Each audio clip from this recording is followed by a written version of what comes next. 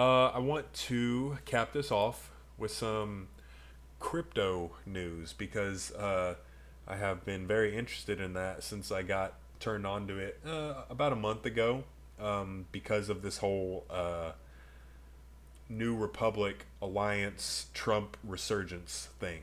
Specifically, I found a video from Charlie Ward a while back that he was suggesting invest in XRP. Now, I'm not a financial advisor. He's not a financial advisor. This is not financial advice. Don't pay attention to me for financial advice. I am not a investment professional, obviously, but I invested in XRP when it was just under 50 cents each. It is up to about $1.40 right now, and that's a 200% gain, right? That's nothing for the potential of this asset. XRP is basically the digital currency that the central banks are going to roll out to make all of their transactions with because it is a near instantaneous money transfer technology essentially. It's not only that, I mean, but what XRP is that it is the currency of the new world essentially. That might not make much sense to you, but if you look at the history of XRP and the owning company Ripple, you can look at all of the central banks who have piloted their technology, they have tested it, they have supported it, they have proved it. Now you are having some talk by the World Bank of World Banks, the BIS. I can't remember what it stands for off the top of my head. I don't know why, but they're actually talking about XRP specifically, and they're not really coming out and saying that it'll be the one that they use, but they're dropping some major hints. And the thing about XRP is that it was taking off about 3 months ago, no, about 5 months ago, but it was taking off too much because people were starting to figure it out. And the SEC came in and hit them with a lawsuit to tie it up. And Ripple has been embarrassing the SEC. The judge has actually come out and said, I am not saying this word for word, but basically that XRP is comparable to Ethereum, and if so, then it would not be a security, which means that it would not be illegally traded, which means that all of these platforms that have offered XRP and have taken them down for fear of participating in an illegal security trade, that they will relist XRP. And once that happens, the demand will grow, the price will rise.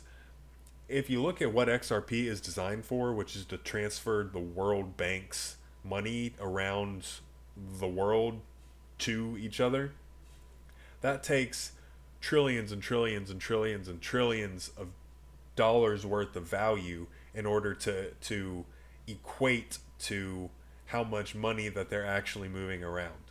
And if you look at the derivatives market, that is worth over 1 quadrillion dollars, which is basically 1,000 trillions, which is incomprehensible almost. But there are only 100 billion XRP that will ever exist. About half of them right now are tied up in an escrow to be released over time, which means that 100 billion XRP will have to equal however much value that the world banks and whoever else trade using XRP. There have been projections of 1,000 to 35,000 per XRP. I've heard the number 10,000 tossed out a lot.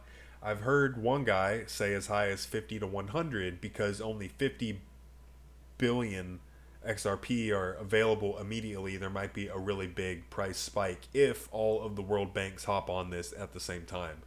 But I don't want to explain that too much because I wouldn't explain it well.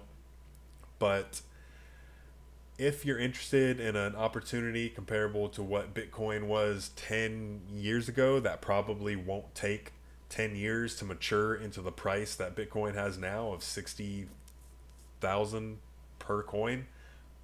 I mean, there have been people who invested $10 in Bitcoin in what was it, 2011, and now have millions and millions worth of that because of the massive increase in the perceived value. So I am going to wrap it up with a little excerpt from the d- d- digital asset investor who I really like. He is going to talk about what XRP and XLM really are. All right. And then there was this from Esoteric XRP. The Fed is actively working on a CBDC and some prototypes are near completion. The Fed Bank of Boston and MIT plan to unveil 2 prototypes of a digital dollar as early as July. Translation, prototype, CBDC plus MIT plus Gensler equals algo. Number 2, XLM, bridge equals XRP. And this is from a tweet from James Rule, US dollar. The Fed plans to unveil digital dollar prototypes in July. Okay, then there was this from I Am Legion. Now, he's one of the mega researchers in Okay, that's actually not the one that I was wanting to show you. I apologize. This is the one that I want to show this you. nearly 3 years ago, that XLM will be the currency CBDC stable coins for the people, and XRP will be the global reserve. Quote, they are not rivals, they are brother and sister. Now, this is not me saying this. This is Kendra Hill, who's one of the people that disappeared off social media after saying a lot of intriguing things. And he's retweeting in this, he or she is retweeting in this a tweet from Dan L. Dixon where she says, so happy to share that USDC is now live on Stellar. The integration of the world's leading digital dollar stablecoin brings immense value to Stellar's ecosystem, connecting and creating new business opportunities to optimize payments. Now, in my last video, I showed you this tweet, and since words mean things, I did tell you that this is real XRP boy saying this, not me. But he said, if you ask me, the SEC Ripple beef is a smokescreen to create the illusion perception of government neutrality when it comes to Ripple XRP. Again, his words, not mine. But that word illusion, when I was going through all of this, the word illusion, I remembered the word illusion. It was also written by Kendra Hill. And again, these are not my words. These are Kendra Hill's words. It's just when I remembered that word illusion, and since words mean things, it reminded me to read this to you. And I'm not saying there is a ripple of deception. These are not my words. I'm just reading this to you. Jed McCaleb, co-founder of Ripple and Stellar, supporter of the Lucius Trust, his family ties connecting him to the Federal Reserve and United Nations. I don't know any of this to be true. I'm just reading it to you.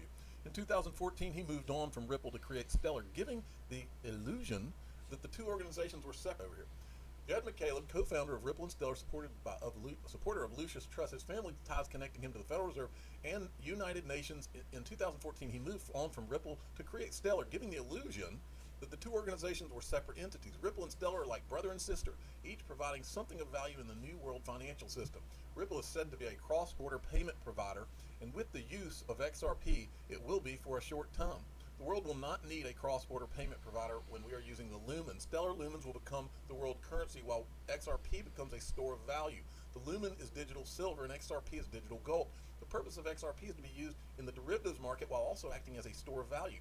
XRP is not and was never intended to be a currency, nor was it created to be used specifically for cross-border payments. When Codius is released, where we will see its true purpose unveiled. Ripple and Stellar are the keys to the new world financial system, which will be ushered in as the old system collapses.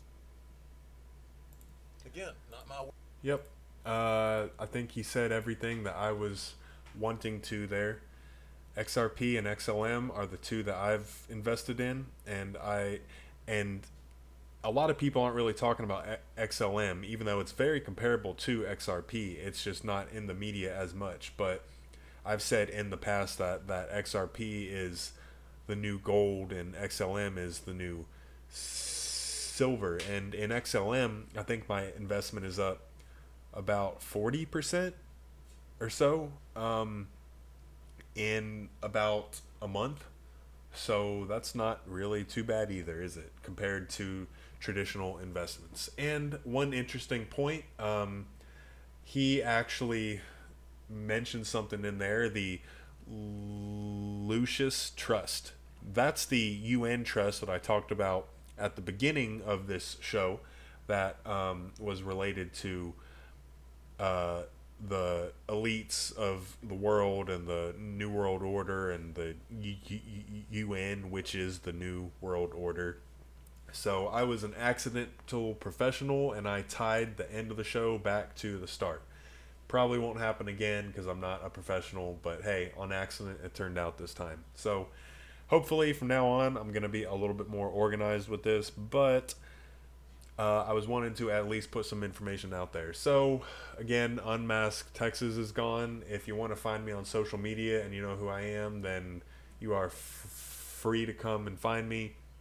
If not, check out the As Goes Texas Facebook page or email me at asgoestexaspodcast@gmail.com with any comments or suggestions or anything else. Except if it's mean. I don't want to hear it if it's mean because I'll be mean back. So that's all I had. Still haven't found a cool way to end the show, so I'm done. I'll see y'all later.